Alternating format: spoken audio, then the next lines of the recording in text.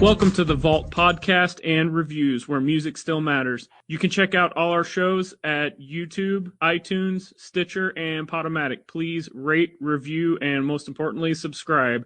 Also, make sure to check us out on social media, Facebook, Twitter, Instagram.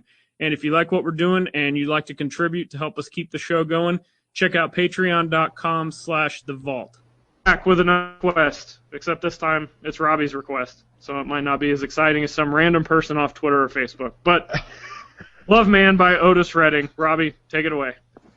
Yeah, and a request that some of you guys might not expect from me. Otis Redding, the sound came out, 1996? 1968. Yes, 1996.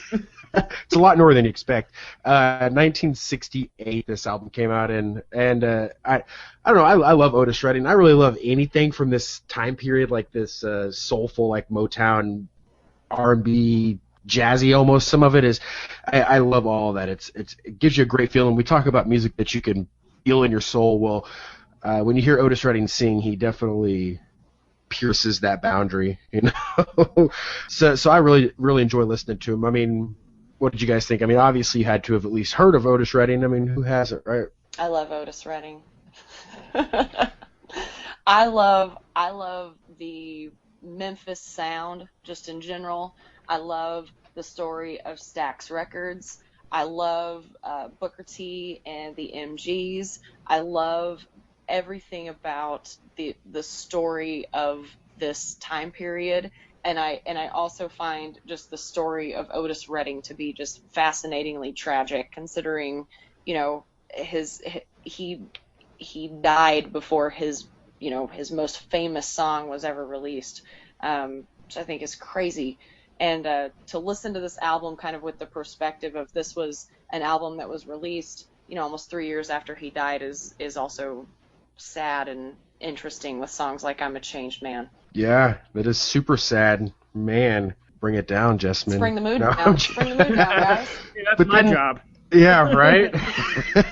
But then, I mean, you know, you listen to some of the songs on this album, and, I mean, they'll bring you right back up. It's an awesome mix of songs that make you want to get up and basically just dance your ass off, and then mixed in with your great love songs that tell a story and have just so much passion behind the vocals, and that mixed in with, you know, the horns and all the organs, and I mean, I love all the instrumental work in this album as well. Booker T and the MGs. Booker T, that cracks me up because there's a wrestler named Booker T, right, Zan? Don't get me started. Yep, Harlem Heat. There's the Spinneroonie. The Spinneroonie, awesome tag team from WCW. Yep. Yeah, that's what I thought. So the Booker T and the what, Jessamine? That's the band? Booker T and the MGs, basically they were a huge, integral part of in the development of Southern Soul and of the Memphis sound just in general. Of course, you guys have heard of Stax Records, which is where Otis was recording. Booker T and the MGs was his backing band. So you had, obviously, you've got Booker T. Washington. He's playing piano and organ, or Booker T. Washington. Booker T. Jones, I'm talking crazy. Steve Cropper was playing guitar. And they were playing for all kinds of people, basically everybody that was coming into Stax and playing, that was them. And if you guys know that instrumental song Green Onions, it's in the Sandlot. Oh man. Yeah. I do. I know it now. It's okay. Coming back. Like, I knew the title, and I was trying to think of it as soon as you said Sandlot. I'm like, yep. Yep, that's Booker T and the MGs. And interestingly enough, Steve Cropper actually is from the Dora, West Plains, Willow Springs area. So he's from just about 100 miles from Springfield. If you go to Willow Springs, there's actually I think there's a little Steve Cropper museum there. But yeah, so that's some little piece of that history that's very close to nice. Where we are in Springfield. Yeah. Oh, that's cool to know. I did not know that. You don't need to. It's ridiculous. Right? I'm full of this useless stuff. Hey, it's useful to somebody. We're putting it out there. Maybe somebody will pick it up and go out there and visit what'd you call it? The Steve Crapper Museum? The Steve Crapper Museum. No, it's not about toilets. It's Steve Crapper. Cropper. I'm sorry. I missed. Perfect. I'm horrible. That was horrible. That's a different album, Robbie. Steve Cropper. Yeah, so, maybe somebody will pick that information up. Go check out the Steve Cropper Museum. He played guitar on Weird Al's last album. What? That's awesome. No wonder his album hit, top 10 on the Billboard charts. Weird Al is the man. He's got Steve Cropper on there. Anyway, so he played some good guitar on this album. And first off, I want to... one of my favorite songs on this album is I'll Let Nothing Separate Us. It was a beautiful song. It's super passionate. You can feel what he's saying. You can tell he means every single word of it. It's just... he just grabs a hold of you, and I love that in music. Definitely get it from that song. Maybe it's just me. Maybe I picked that out of it. Did you guys like that song? I love that song. It's a great song. Not really. Oh, thanks, Dan. I made a playlist for my fiance and put half these songs on it immediately. Yeah, exactly. And there's so many good love songs on it. Zan, you said no. What did All you right, like? Let me roll up the sleeves here. Time for the villain to step in. The big punches. He's gonna drop it out. All right. So one thing that I think's interesting is so much music from this time period has so many layers of sounds and instruments. And Jessman, you talked about the band. I wonder why we don't see a lot of that now. Is it easier just to put, Kanye West with a keyboard making your beats in front of you or something? Yeah, probably. That, and people want more money now, so being a straight studio band like that for a whole record label probably wouldn't pay you what you wanted, especially as much music as you'd have to be cranking out. Well, it really shows. You can tell in the sound. The Eagles, historically, they were a house band. They were the backing band for Linda Ronstadt, I do believe, and that was a band that they were all studio musicians, and then they started playing on their own. So I think that's interesting also. Let me, I guess, continue with the negativity, if that's what you're expecting. I was kind of blown away with the first song, I'm a Changed Man. That song rules. There is absolutely nothing wrong with that song. The music's awesome. But I'll just stop and say that his singing throughout this entire album is fantastic. He's got an attitude behind it. Yeah, exactly. In the vein of James Brown.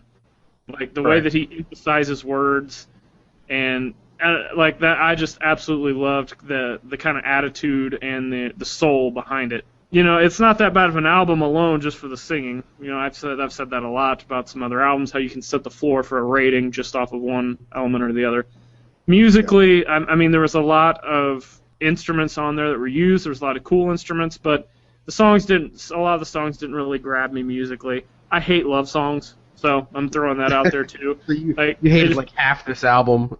Yeah, and you've also said that you don't like the whole love-making songs either, right? I don't like love songs. I don't like happy music. Right, I don't like any of that. I don't like. You were talking about Weird Al earlier. I don't like Weird Al. Oh man, it's okay. It's I'm just. I think I take my music listening too seriously. I don't take the artist seriously because I could listen to Guar or something. Come on. I know they're not taking themselves seriously with the gimmick and everything, but musically, they put out solid music. They're not like a joke band, if that makes sense. Absolutely. Yeah. But man, I can't take in it. I'm just still blown away at whether it's a love song, whether it's not the love song. This guy can sing, and I'll stop right there and turn it back over to one of you guys. No, I completely agree with you. He's a phenomenal singer. Like I said, he just reaches in and grabs you by the soul, and anytime you can listen to a song and you can feel it, I absolutely, that's what I look for when I listen to music. And so I did like a lot of love songs on here. Your Feeling Is Mine was a really good one.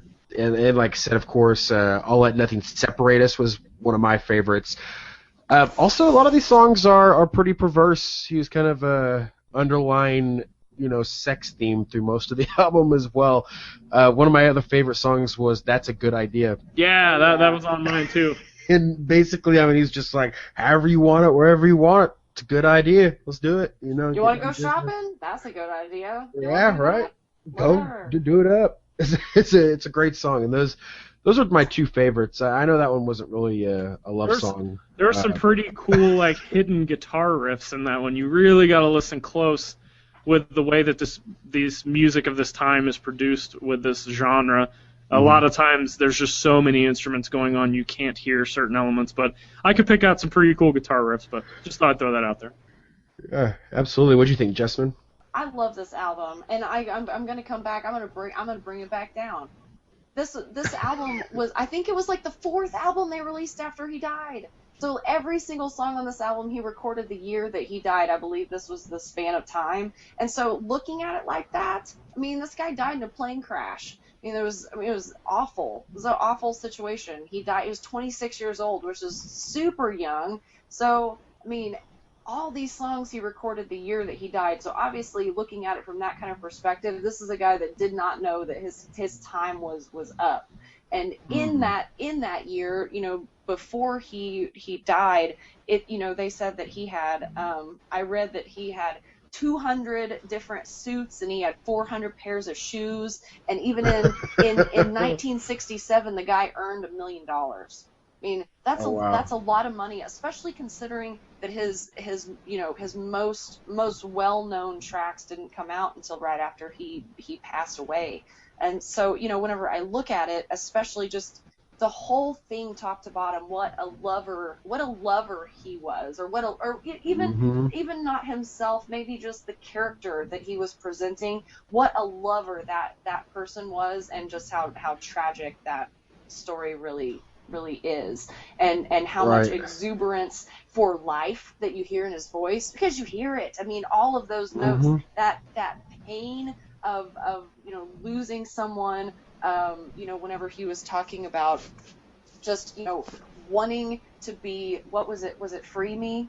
Where he's just saying, just let me go. I can't do this anymore. I can't. And that struggle of just, I want to move forward. And the only way I can do that is if you take these shackles off of me. And between songs, like that, and I'm a changed man, and seeing that perspective of this really a young man who was discovering who he was as a person, and what was important to him, and what was going on in his life, and to see that just cut off like that is incredibly tragic. So I can't listen to Otis without thinking about those things. So Morbid Party from Jessamine here. That's intense that he recorded that much material before he died. I mean, you said this is probably the 4th album they released after he died. Yeah. I mean, that's crazy. That means he had to have 30 plus, 40 plus songs just sitting recorded somewhere. Dude, he's just cranking them out. That's awesome. I also want to mention the song Higher and Higher. I'm pretty sure that song has been used in all kinds of movies, commercials, all kinds of stuff. So if you're familiar with Otis Redding, I'm sure you've heard Higher and Higher done by someone. So I just want to throw that out there so you could kind of you would know what to expect when you were listening to this album. Just food for thought. Do you think that's the best track on the album, Zan? Oh, no. That's probably like down there as my least favorite. Okay. And I think, honestly, it's probably just because I've heard it so many times. Agreed. But yeah, no, I'm a Changed Man. That's my favorite song on here, and I could listen to it all the time. It just punches you right in the mouth from right off the bat. Yes. Agreed. Yep, I like it. What was your favorite song, Jessamine? As far as the one that I've gone back and listened to the most, I would have to, say I'm a Changed Man. There we go. It's incredible. Well, I'm gonna split it up here. I would say that my favorite was I'll Let Nothing Separate Us, and That's a Good Idea was also really, really good one. But those are my two favorites off this album. I would say the slower songs are my favorite ones as far as this one goes. The love songs are definitely my favorites on this album. As far as negatives go, man, it's so hard to pull a negative out of this album. I mean, there was a couple of the songs that didn't really grab me as much as the others, but I mean, overall, I would say that I don't really have too many negatives as far as this album goes with Otis Redding. If I had one negative, I would say that while I love that Memphis sound, I love that Memphis soul, a lot of it sounds the same. And I understand that I may be criticized for that because, yes, there are its subtle differences. However, there are elements that run through any genre, and it does, after a certain point, blend together for me. And whenever I have to do, in-depth research to find differences between these projects, then perhaps it's a little too similar. So if I was going to say one thing, it is that it's something I love about it, but also something that could be a con, in that it just has that same sound. Yeah, for me, the only negatives is just music. I totally dig that they have so many different musicians playing so many different instruments. There's just a lot of layers of sound you can put out there with a variety of instruments, but for whatever reason, a lot of it just doesn't grab me. It doesn't really have anything to do with it being slow tempo or fast tempo or anything like that. It's just musically, a lot of it doesn't stand out. So that's really my biggest negative, and the only negative is just, some of the music. So yeah. Well, overall, I loved this album. I thought it was great, pretty much top to bottom. I gave it a 4.5. Only reason I didn't throw it a 5 is because it's not something I would probably grab and listen to over and over every single day. But I do love it. It is something I can put on at any time and listen to. So I gave it a 4.5 out of 5. I'm giving it a 4, and that's because I'll tell you, I had not listened to this whole album top to bottom like this before we were going to review it, and I will be purchasing this on vinyl as soon as possible. I'm looking forward to jamming this on the turntable. Once again, I'm going to be the downer of the group. I'm just getting this villain role on the show every single week, apparently. Right. All right, so the vocals are amazing. This guy can, as Robbie would say, do no wrong singing. Yeah.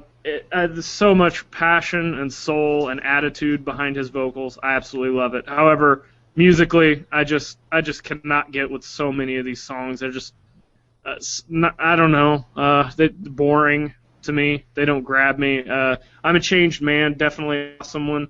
That's a good idea. Also awesome musically. Maybe one or two others. Love Man, that one was okay. But some of the other ones, just even the slower ones, it wasn't because they were slow, it wasn't because they were love songs, it was just because the music was just kind of boring to me. So I'm giving it a 2 3/4. With all of us, that averages out to 3 3/4 stars. So well above average. Yeah, that's not too bad at all. And I think that also is a testament for it standing the test of time as well. Oh yeah, we didn't even mention that. Yeah. Yeah, 1968. I really just wish I could take this guy's vocals and put them over some James Brown music. Like, I would probably give it like a 5. Thanks for checking out the review. Don't forget to check us out on social media, Facebook, Twitter, Instagram. Subscribe to us on YouTube, iTunes, Podomatic, and Stitcher. And check us out on Patreon at patreon.com/thevault. You can contribute monetarily there, and we've got some great stuff to get back to you. And until next time, see you.